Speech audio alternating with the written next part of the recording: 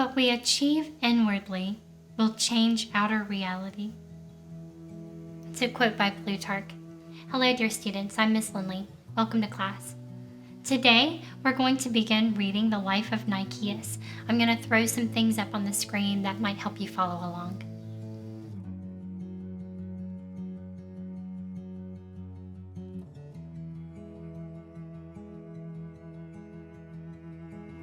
And now we'll begin reading the Life of Nicias by Dryden.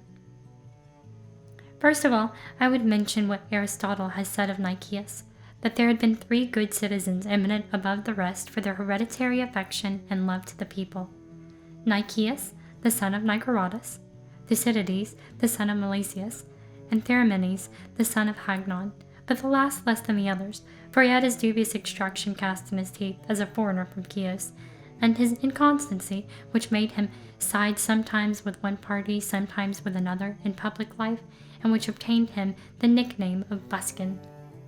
Thucydides came earlier, and, on the behalf of the nobility, was a great opponent of the measures by which Pericles courted the favor of the people. Nicias was a younger man, yet was in some reputation even whilst Pericles lived, so much so as to have been his colleague in the office of general, and to have held command by himself more than once. But on the death of Pericles, he presently rose to the highest place, chiefly by the favor of the rich and eminent citizens, who set him up for their bulwark against the presumption and insolence of Cleon. Nevertheless, he did not forfeit the goodwill of the commonalty, who likewise contributed to his advancement. For though Cleon got great influence by his exertions to please the old men who trusted him to find them fees, yet even those, for whose interest and to gain whose favor he acted, nevertheless observing the avarice, the arrogance, and the presumption of the man, many of them supported Nicias. For his was not that sort of gravity which is harsh and offensive, but he tempered it with a certain caution and deference, winning upon the people by seeming afraid of them. And being naturally diffident and unhopeful in war, his good fortune supplied his want of courage, and kept it from being detected, as in all his commands he was constantly successful.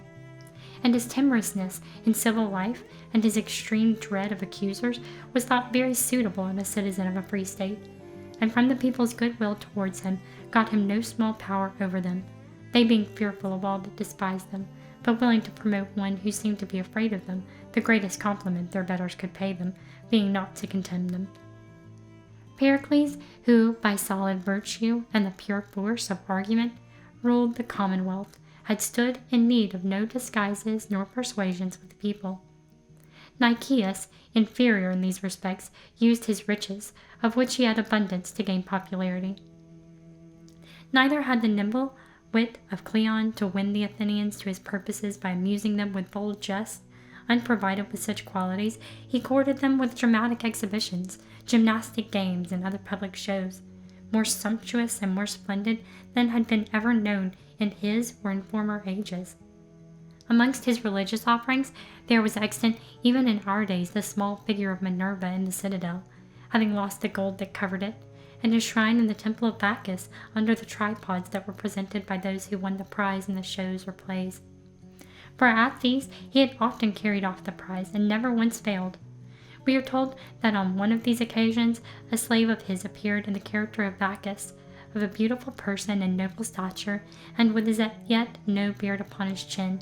And on the Athenians being pleased with the sight, and applauding a long time, Nicias stood up and said he could not in piety keep as a slave someone whose person had been consecrated to represent a god, and he forthwith set the young man free. His performances at Delos are also on record as noble and magnificent works of devotion. For whereas the choruses which the cities sent to sing hymns to the god were wont to arrive in no order, as it might happen, and being there met by a crowd of people crying out to them to sing, in their hurry to begin, used to disembark confusedly, putting on their garlands and changing their dresses as they left the ships. He, when he had the convoy, the sacred company, disembarked the chorus at Renea, together with the sacrifice and other holy opportunities.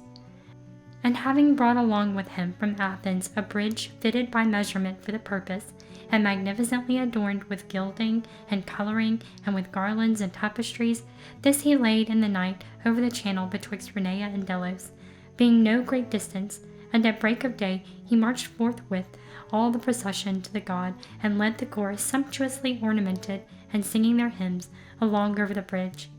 The sacrifices, the games, and the feast being over, he set up a palm tree of brass for a present to the god, and brought a parcel of land with 10,000 drachmas, which he consecrated. With the revenue, the inhabitants of Delos were to sacrifice and to feast, and to pray the gods for many good things to Nicias. This he engraved on a pillar, which he left in Delos to be a record of his bequest.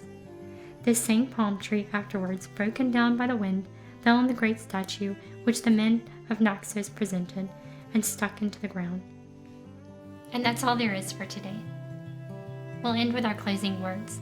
The mind is not a vessel to be filled, but a fire to be kindled. Thanks.